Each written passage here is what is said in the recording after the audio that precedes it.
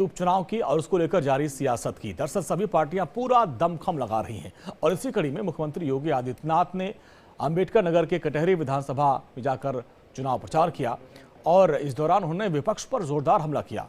CM ने सभा पर हमला करते हुए कहा कि इंडी गठबंधन देश के लिए बहुत खतरनाक है। चुनाव अभी हाल ही में हरियाणा विधानसभा का संपन्न हुआ है।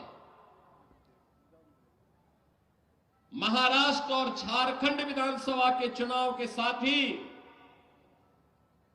अब उत्तर प्रदेश की 9 विधानसभा क्षेत्रों में उपचुनाव भी चल रहे हैं। उत्तर प्रदेश, हरियाणा ने शुरुआत कर दी। तीसरी बार लगातार भारतीय जनता पार्टी की सरकार हरियाणा के अंदर बनी है। लोगों ने देखा, समझा, ये इंडी गठबंधन, कांग्रेस समाजवादी पार्टी का जो गठबंधन है, एक खतरनाक है देश के लिए, समाज के लिए। इसलिए किसी भी हालत में इसको नहीं आने देना है। और जनता जनार्दन ने जो फैसला लिया, 2/3 से अधिक सीट भारतीय जनता पार्टी की झोली में डाल करके हरियाणा के अंदर तीसरी बार मोदी जी, प्रधानमंत्री मोदी जी के आह्वान पर भारतीय जनता पार्टी के हैट्रिक लगा करके तीसरी बार सरकार बनाने का काम किया है। हरियाणा में मालूम है जनता ने क्या कहा? जनता जनार्दन एक ही बात कहती थी।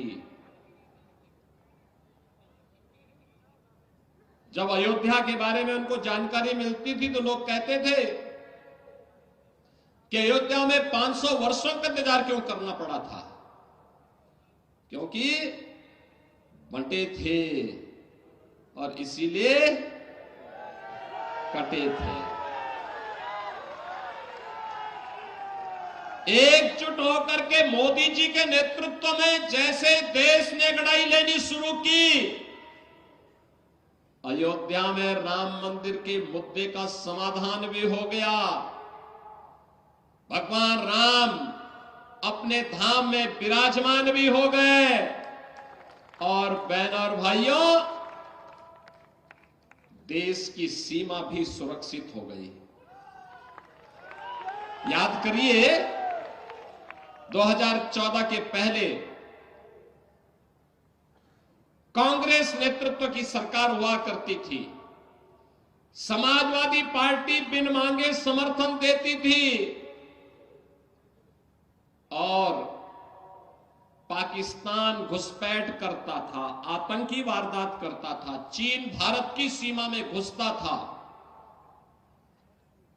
हम लोग आवाज उठाते थे। सांसद के रूप में मैं,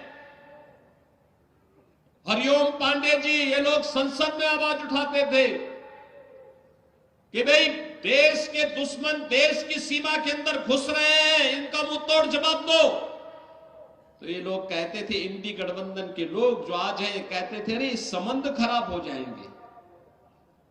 और आज अगर दुश्मन भारत की सीमा में घुसता है तो जैसे को तैसा मार करके उसकी ध्वजियां उड़ा दी जाती है दुश्मन की, और फिर एयर स्ट्राइक और सर्जिकल स्ट्राइक करके आज भारत के बहादुर